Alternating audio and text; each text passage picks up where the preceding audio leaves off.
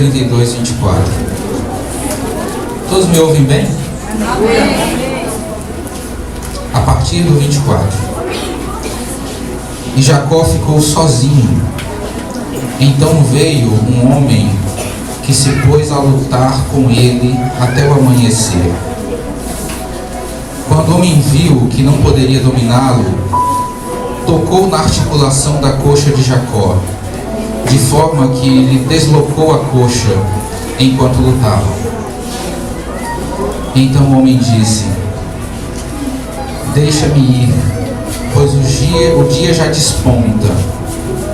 Mas Jacó lhe respondeu: não te deixarei ir, a não ser que me abençoes. O homem lhe perguntou: qual o seu nome? Jacó, respondeu ele. Então disse o homem: seu nome não será mais Jacó, mas sim Israel, porque você lutou com Deus e com os homens e prevaleceu. Prosseguiu Jacó: peço-te que digas o teu nome.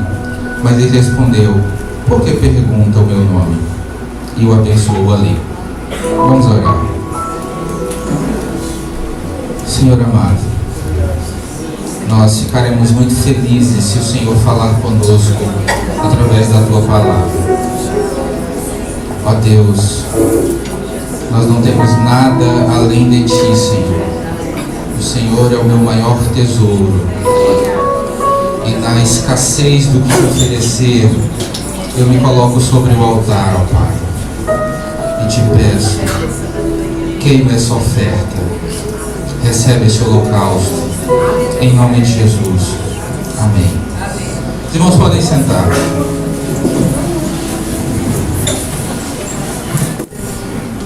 Essa luta que nós lemos aqui aconteceu num trecho do Rio Jordão, conhecido como o Val de Jaboque. O val é um estreitamento do rio, e Jacó escolheu aquele lugar porque era mais fácil de atravessar. Ele vinha da terra do seu parente Labão, aproximadamente 15 anos depois de ter saído de casa, aproximadamente, talvez um pouco menos, talvez um pouco mais. É certo que ele trabalhou 14 anos, então depois de 14 anos ele decidiu voltar para a sua casa. Nessa mensagem, nesse texto, é um texto conhecido, provavelmente os irmãos já devem ter ouvido diferentes mensagens a respeito dessa palavra, mas nós vamos nos prender ao único tema dessa passagem, que é exatamente a luta de Jacó. Amém? Amém. E quando nós lemos esse texto, nós nos perguntamos, por que Jacó estava lutando?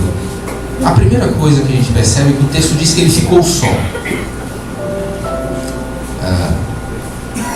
Longe da família, ele se distanciou dos seus filhos, dos trabalhadores, dos seus servos, da sua esposa.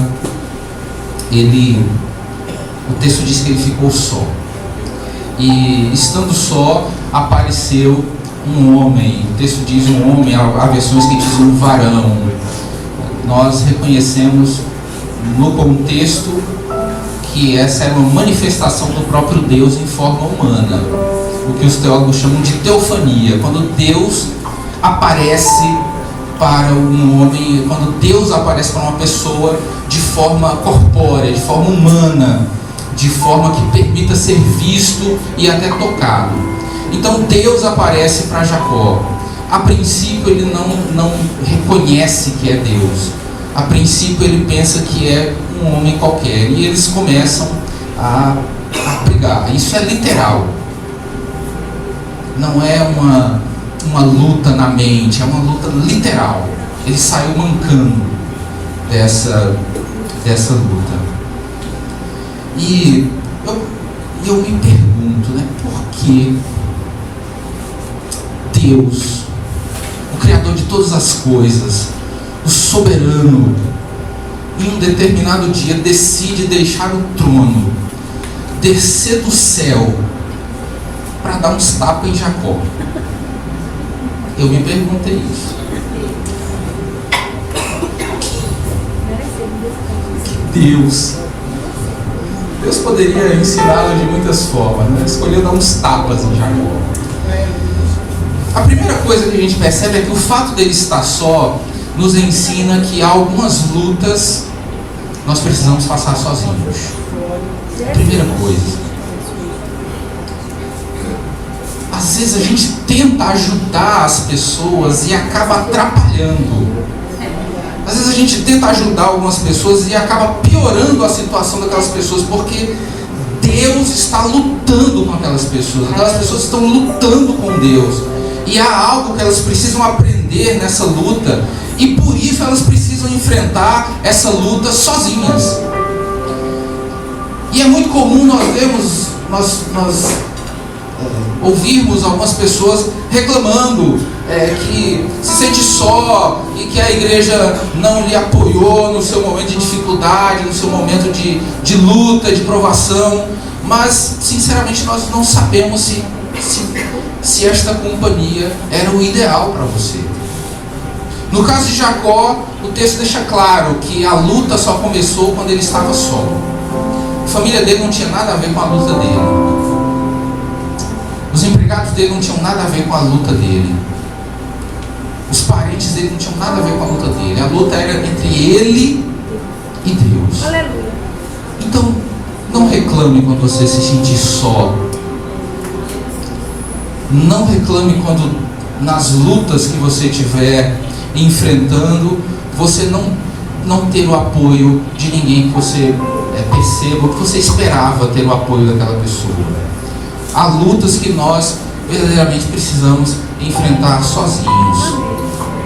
Isso não é uma desculpa para nós, como igreja, negligenciarmos o apoio e a ajuda para os nossos irmãos. Nosso dever é ajudar. O que eu estou dizendo é que aquilo que Deus tem com algumas pessoas é ela e Deus. E por mais que você tente ajudar, você não vai conseguir fazer absolutamente nada, porque ela está só com Deus. A sua presença, a sua companhia, o seu ombro amigo não vai fazer muita diferença. Então, entendam bem o que eu estou querendo falar. Ajude os seus irmãos todas as vezes que você puder ajudar. Isso é bíblico. O apóstolo Tiago diz isso na sua carta. Se você pode fazer o bem e não faz, você comete pecado. Então faça o bem. Ajude seu irmão. Mas se você não receber a ajuda de alguém, não murmure. Você está só com Deus. Você precisa lutar essa luta sozinho. Então, entendido isso, nós vamos ser objetivos. Entendido que algumas lutas nós precisamos estar sós, eu me pergunto por que Jacó estava lutando? Por que nós estamos lutando? Por que nós passamos por algumas lutas eventualmente? E não só o porquê estamos lutando, não só porque estamos passando por luta, mas a pergunta mais importante: com quem nós estamos lutando?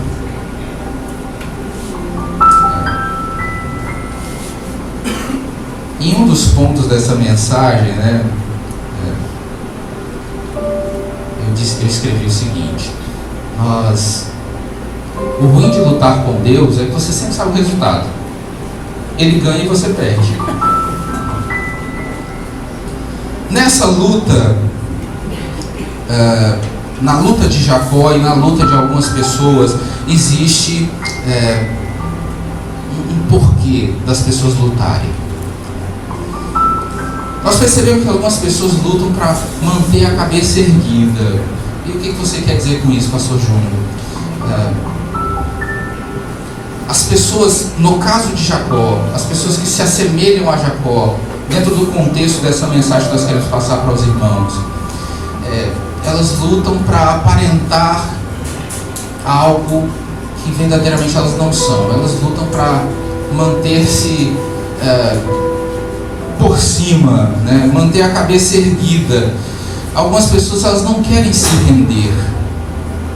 Algumas pessoas não querem entregar-se a Deus. Elas não querem simplesmente jogar a toalha, como dizem nas lutas, né? Na luta de boxe, quando o treinador joga a toalha dentro do ringue, o treinador está dizendo: o meu atleta não tem mais condições de lutar, eu estou jogando a toalha, pare a luta que a gente já entendeu que perdeu. Porque o atleta, o lutador, às vezes fica lá, ele não quer se dar por vencido. E ele já está desorientado, ele não está enxergando mais o oponente direito, seus olhos estão inchados, ele já apanhou muito, mas ele não quer desistir da luta, porque ele é um atleta, ele quer lá mostrar que ele pode vencer, que ele consegue vencer, que ele tem a capacidade de vencer, ele vai apanhando. Então o treinador do lado de fora, reconhecendo que ele não tem mais condições de lutar, joga a toalha. Então, nós, eventualmente, quando estamos lutando com Deus, a melhor coisa que a gente tem que fazer é jogar a toalha. É o que no meio evangélico nós chamamos de nos render ao Senhor. Amém. E a gente ouve muito isso, se renda ao Senhor. Nós ouvimos muito falar de nos rendermos aos seus pés. Nós cantamos nos hinos que nós estamos rendidos diante de Deus, nos rendemos aos seus pés. E o que é rendição? Rendição é quando numa guerra, numa briga, numa luta, o oponente reconhece que perdeu. Então ele se rende para não continuar apanhando. Então nós constantemente cantamos nos hinos que nós nos rendemos ao Senhor, mas não agimos de forma que demonstre que nós estamos rendidos. Nós continuamos lutando com Deus.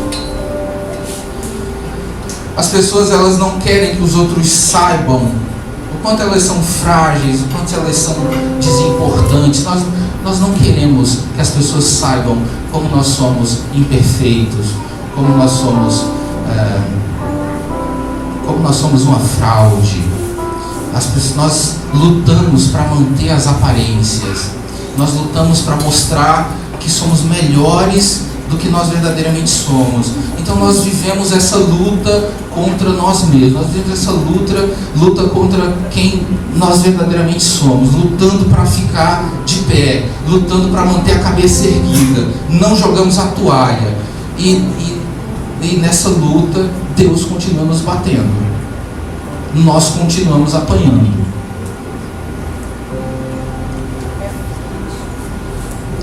Nós tentamos esconder o nosso estado interior, né? Nós tentamos mascarar e disfarçar a nossa pobreza.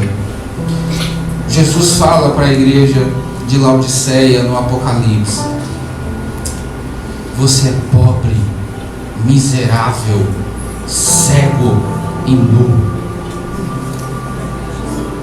E sabe qual era a visão da igreja a respeito dela mesma? Rico sou, estou abastado. A visão que a igreja de Laodiceia tinha a respeito dela mesma é que estava tudo bem. E a visão que Deus tinha dela é que você é pobre, miserável, cego e nu.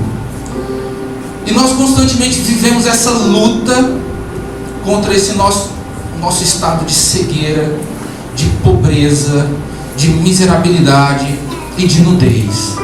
A gente luta para manter as aparências. A gente luta para manter as capas. Esse tipo de vida cristã é exaustivo. As pessoas se cansam para manter uma espiritualidade de fachada, uma santidade superficial. Jacó era mais ou menos assim. A vida de Jacó é interessante. Ele conhecia a promessa. Ele conhecia tanta promessa que ele, de forma ardilosa, comprou a primogenitura do irmão. Ele sabia a sucessão da bênção. Ele tinha, como diz o autor aos Hebreus, ele cria em uma pátria futura. Ele só via deserto, mas ele cria em algo além. Jacó, ele começa a ter experiências com Deus, assim como nós. Durante a nossa caminhada, a gente vai tendo experiências com Deus, mas a gente ainda não chegou aonde Deus quer. Nós tocamos às vezes a graça, sabe? Temos experiências que nos satisfazem espiritualmente, mas ainda a gente não chegou aonde Deus quer. Jacó era mais ou menos assim, ele fugindo do seu irmão Esaú, ele se deita com a cabeça numa pedra no deserto, e em sonho Deus abre os céus para ele, e ele vê anjos subindo e descendo por uma escada, e ele chama aquele lugar de Betel, casa de Deus. E aí ele faz uma promessa: a partir de hoje, se o Senhor me abençoar, eu darei o dízimo de tudo. Então a gente percebe que havia um compromisso de Jacó com a religiosidade.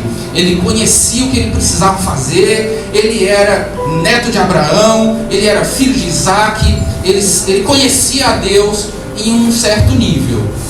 Ele conhecia a Deus, mas ele ainda não era o servo de Deus que Deus esperava que ele fosse. Jacó não estava pronto, ele não estava completo. Ele precisava tratar de áreas da vida dele que ainda não estavam saradas.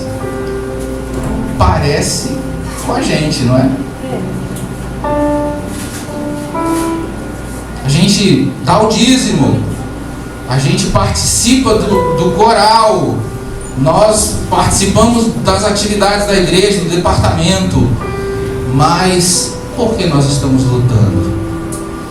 Com quem nós estamos lutando? Que luta é essa que a gente está enfrentando? O que Deus está querendo nos ensinar? E esse negócio, infelizmente, não é como uma faculdade que tem data para você começar e data para você terminar. No caso de Jacó, ele passou 14 anos, no mínimo, para aprender essa lição que ele está aprendendo aqui nessa noite. 14 anos. Parece com a gente, né? Olha só como a gente é parecido com Jacó e não sabia, né? Alguns de nós faz uns 5 anos que está em luta. Alguns de nós faz uns 10 anos que está em luta. Alguns de nós faz uns 15 anos que está em luta, porque ainda não aprendeu algumas coisas que precisam ser aprendidas. Então, neste dia em que Deus decide descer do céu para espancar um homem, é o grande dia de Jacó, é o grande dia da mudança, é o grande dia da virada. E Jacó aprendeu o que ele tinha passado tantos anos para aprender. Nessa noite, nessa madrugada, o anjo, essas manifestações de Deus em forma corpórea eram chamadas no Velho Testamento de o anjo do Senhor.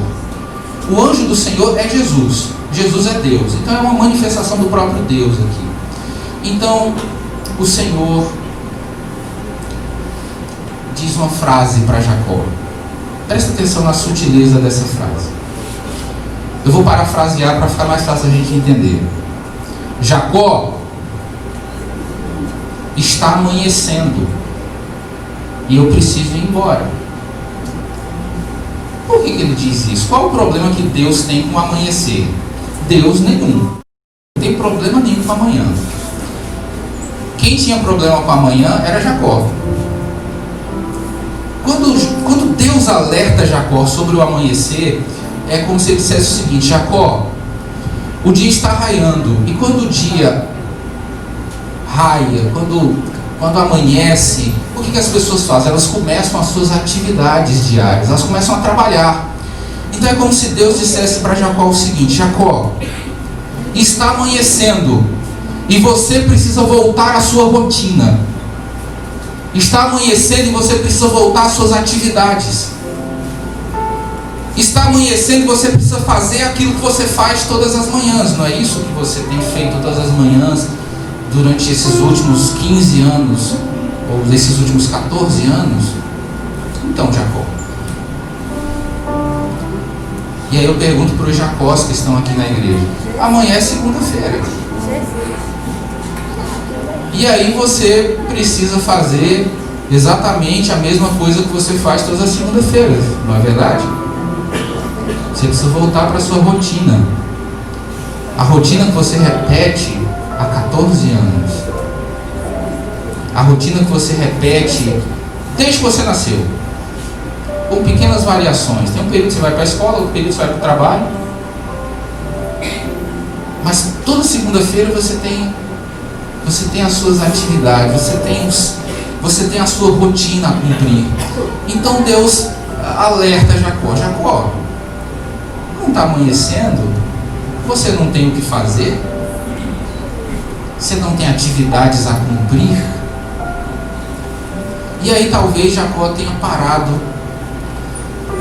pela primeira vez depois de tantos anos para entender o que Deus está falando com ele. A partir desse momento, ao perceber que aquele ser não se feria, ao perceber que aquele ser não se cansava, ao perceber que ele só apanhava e não conseguia bater, ele percebeu que aquele ser não era um homem normal. Então a cabeça dele volta a funcionar diante dessa pergunta: como é que alguém está me espancando aqui, né, por horas consecutivas? E ele pergunta para mim: já está amanhecendo, né? Eu vou embora agora. Que tipo de pergunta é essa que se faz para alguém que está apanhando? É o tipo de pergunta que não se faz para quem está apanhando. Aí você está espancando alguém e você diz para ele: olha, já vai amanhecer, eu preciso ir embora, né? É uma pergunta que não está aqui de graça. É uma pergunta que não está aqui por acaso. Deus está chamando a atenção de Jacó: Jacó, vai amanhecer. E será que nessa manhã você vai repetir a mesma coisa que você tem feito todos os anos da tua vida? É só mais um dia que está amanhecendo para você, Jacó? Será que nada vai mudar na sua vida? Será que não tem mudança? Será que não tem melhora? Será que não tem aprofundamento? Será que não tem crescimento de intimidade com Deus na tua vida? Será que amanhã vai ser só mais uma segunda-feira? Não sei se era segunda, tá? Essa segunda-feira eu estou falando para nós, né? Será que amanhã é só mais uma segunda-feira, Jacó, que você vai tomar as suas atividades cotidianas e rotineiras mais uma vez? Aí diante da pergunta, Jacó para. E ele diz: eu não te largo enquanto tu não me abençoares. Aleluia! Glória a Deus! É o tipo de resposta que não se dá para alguém que te avisa que amanhã é segunda-feira. Jacó começa a enxergar, os seus olhos espirituais começam a ser abertos. E ele entende: este homem não é um homem qualquer. Eu estou lutando com o próprio Deus, porque ele não se cansa, porque eu não consigo dominá-lo, porque ele não soa, ele não se machuca, não tem nada que eu faça que abale a estrutura dele, ele só me bate. E ele vem me falar do amanhecer. Certamente esse ser é o Deus que meu avô Abraão encontrou-se em Ur dos Caldeus. É o Deus que meu pai Isaac conhece intimamente. E eu não posso perder a oportunidade. Ele se agarrou com esse anjo, ele se agarrou com esse ser e não soltou. Por mais que ele insistisse, por mais que ele tentasse lembrar Jacó dos compromissos que ele tinha ao amanhecer, Jacó, nesse momento, ele muda as prioridades dele. Eu não quero saber se amanhã é segunda. Eu não quero saber das minhas atividades. A minha prioridade a partir de agora é Deus. As demais coisas nos serão acrescentadas.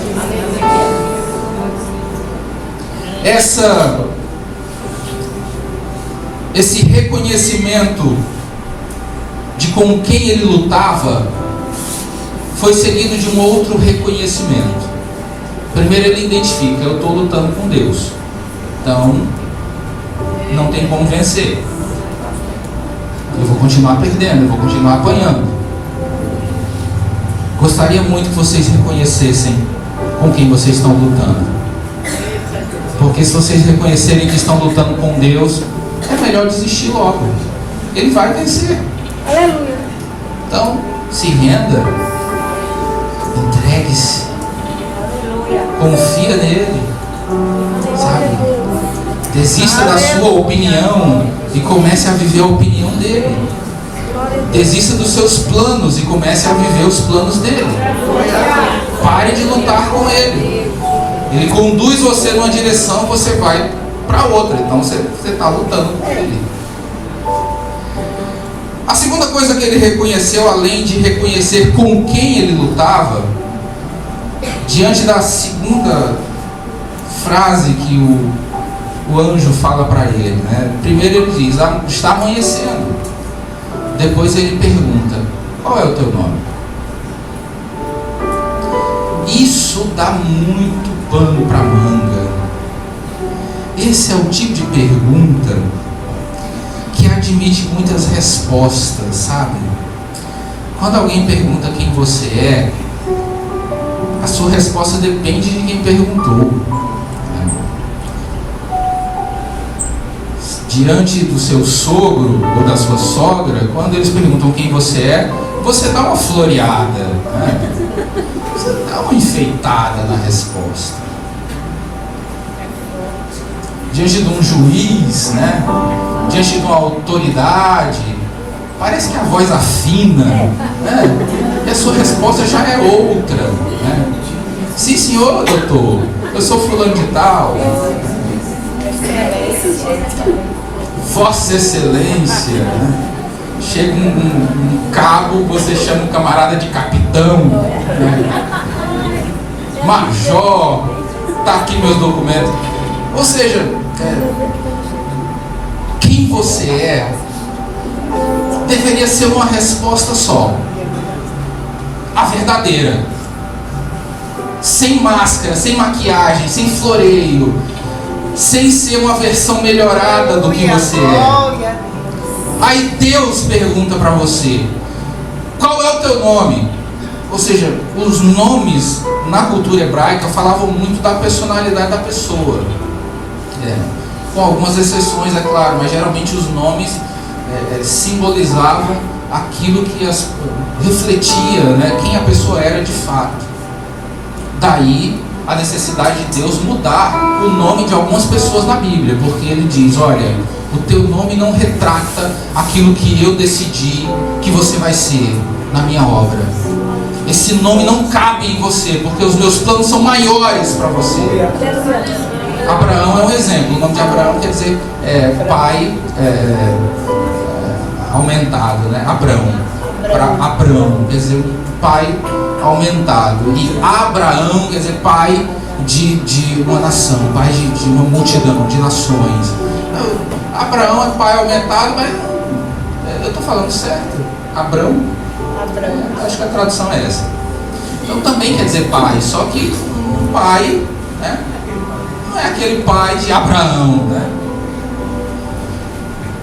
Então quando Deus muda o nome de uma pessoa, Deus está te querendo dizer o seguinte: aquilo que eu tenho para você é maior.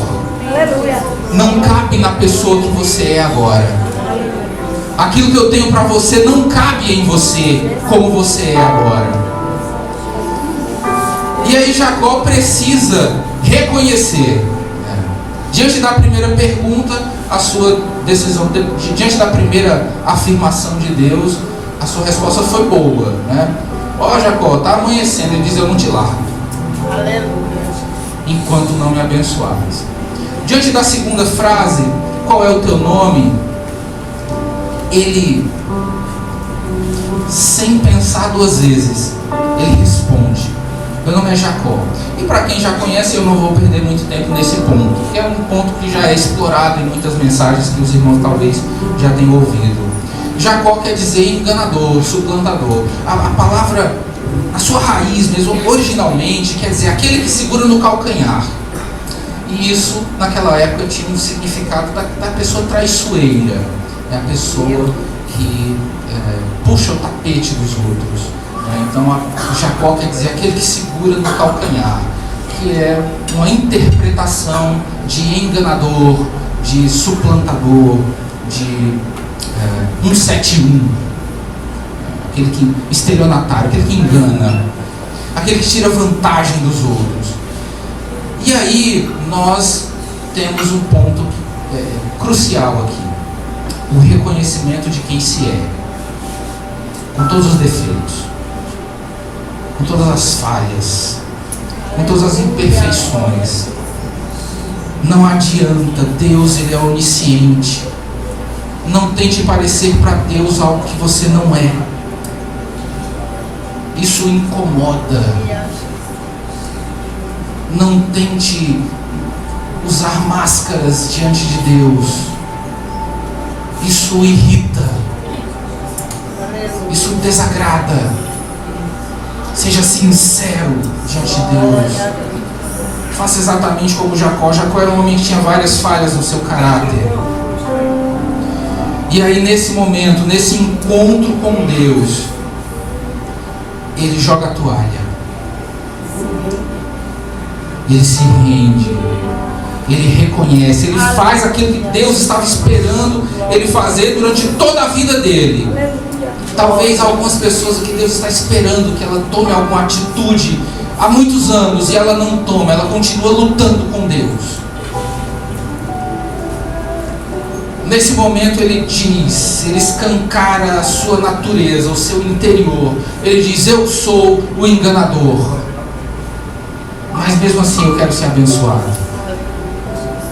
Diante da segunda resposta, Deus fala para ele: pois você não se chamará mais Jacó, mas Israel. Há mais de 200 profecias sobre Israel na Bíblia. O nome dele ficou conhecido como o nome do povo de Deus.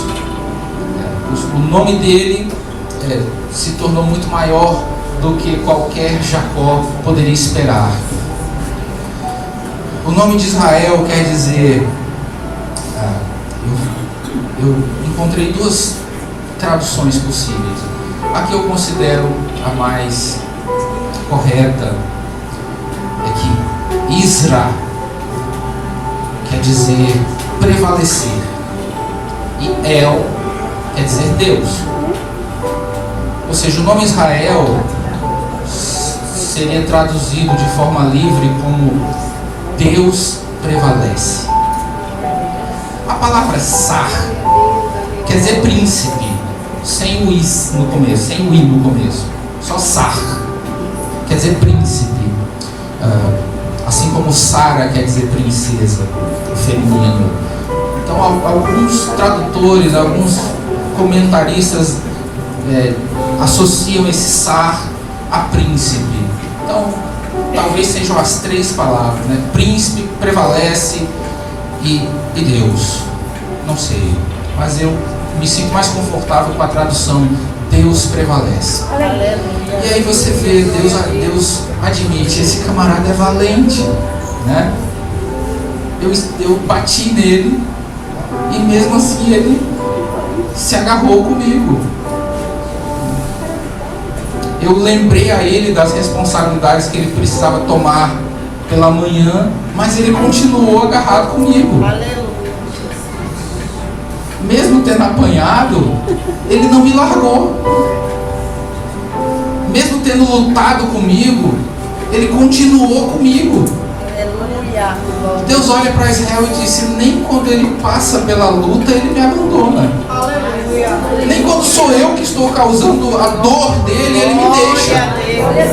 Ele continua comigo. Ele não merece ser só um Jacó.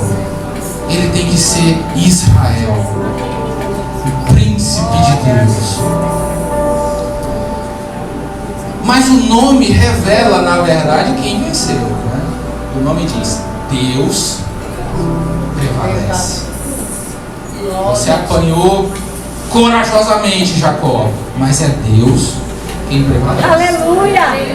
Glória a Deus. Aleluia. A mudança do nome de Israel marca a mudança da vida de Israel. Sendo bem prático, Deus estipulou uma condição para abençoar Israel. A condição é: reconheça quem você é, confesse os seus pecados. Depois que Jacó fez isso, Deus o abençoou. Isso quer dizer rasgar as máscaras. Qualquer pessoa que tem as suas máscaras rasgadas diante dos outros descobre que é só um mendigo de coração diante de Deus. Jacó se expõe, ele é sincero diante de Deus. Pela primeira vez na vida, ele tira todas as máscaras, ele é transformado, até no seu nome. Nós precisamos aprender a ser humildes e nos render diante de Deus. Não tem para que a gente continuar lutando para aparentar ser alguém melhor do que nós somos. Nós precisamos nos colocar sobre o altar. Quando a gente não tem mais nada para oferecer para Deus, quando todos os recursos se esgotaram, sabe, você não tem mais nada, a única coisa que você pode colocar sobre o altar é você mesmo. Faça como o pai de Jacó, se deite sobre o altar, se ofereça como holocausto, como sacrifício. E Deus o abençoou ali. Para finalizar, Deus quer nos ensinar alguma coisa. A luta é didática. A luta tem um motivo para existir. Nós precisamos aprender alguma coisa. Quanto mais rápido você aprender, mais rápido você vai sair da luta. É prático. Se nós verdadeiramente entendermos quem nós somos, o que Deus espera de nós, e simplesmente confiarmos, nos largarmos na mão dele, desistindo completamente de lutar contra a sua vontade, contra os seus projetos e planos para a nossa vida, quando nós pararmos de fazer aquilo que o próprio apóstolo Paulo fez. No livro de Atos, Lucas registra o encontro de Paulo com Jesus no caminho para Damasco. Paulo está lá com a sua comitiva, ou andando, ou a cavalo, e Jesus aparece para ele e diz: Saulo, Saulo, por que me persegues? E aí Saulo diz: quem és tu a quem eu persigo? Eu sou Jesus, a quem tu persegues.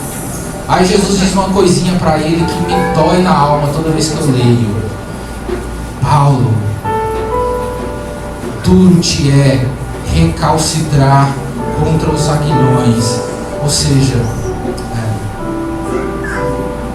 o aguilhão era um instrumento que o fazendeiro usava para conduzir o boi. O boi que ia puxando o arado, e o boi saía puxando o arado. E quando o boi estava meio rebelde, queria ir numa outra direção, ou que queria parar, ou que não queria continuar puxando o arado, o fazendeiro, o boiadeiro, com o aguilhão, ele catucava o boi, ele dava espetadas e pancadas no boi para que ele parasse com a sua rebeldia e seguisse o caminho, puxando o arado. Recalcitrar é dar coice. Então o boi ficava recalcitrando, o boi ficava dando coices contra o aguilhão do homem que o conduzia. Então Jesus diz para Paulo: Paulo,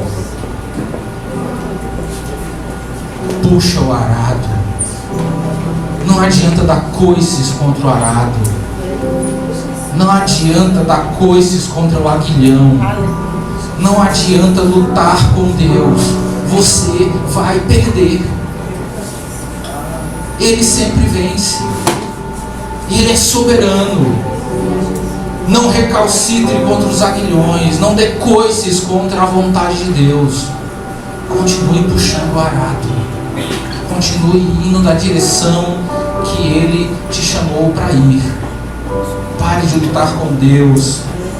Pare de lutar contra a vontade de Deus. E agarre-se com Ele, como fez Jacó. E só assim você será abençoado. Às vezes nós, para encerrar, eu queria deixar Hebreus capítulo 5, versículo 11. O autor da carta aos Hebreus, ele começa a falar sobre esse ensino. Na versão viva, ele diz o seguinte: existe muito mais que eu gostaria de falar nessas linhas, mas vocês parecem não prestar atenção, portanto é difícil fazê-los compreender. A igreja primitiva estava, já naqueles tempos, eles tinham dificuldade, eles estavam acomodados para entender a vontade de Deus, para compreender a palavra de Deus, para compreender os planos de Deus, para conhecer a Deus. Aí o autor diz: eu gostaria de ensinar mais. Deus está desejoso de nos fazer aprender mais, mas nós nem sempre estamos tão dispostos a aprender. Na versão do livro ele diz o seguinte: muito mais teremos a dizer sobre isso, contudo não é fácil explicar-vos essas coisas, pois que vocês se têm tornado preguiçosos para compreender. Deus tem muitas lições para nos dar, mas às vezes nós não estamos dispostos a aprender. Que o Senhor nos abençoe, em nome de Jesus. Jesus, Senhor, muito obrigado pelo alimento que o Senhor trouxe para as nossas vidas. Queremos pedir, Senhor, uma semana de bênção, uma semana de vitória, uma semana de saúde, de paz, Senhor, na Tua presença, de conquista, Senhor, de vitórias para a glória do Teu nome. Nós somos pequenos, Pai, nós somos indefesos muitas vezes e até impotentes diante das situações, mas nós somos os Teus filhos, as Tuas filhas, e nós cremos, Senhor, no Teu cuidado para conosco, no Teu zelo, Pai. É por isso que nós Te agradecemos e descansamos em Ti, Senhor. Muito obrigada, Pai. Nos leve em paz para os nossos lares, em nome de Jesus. Amém. Amém. Glória a Deus.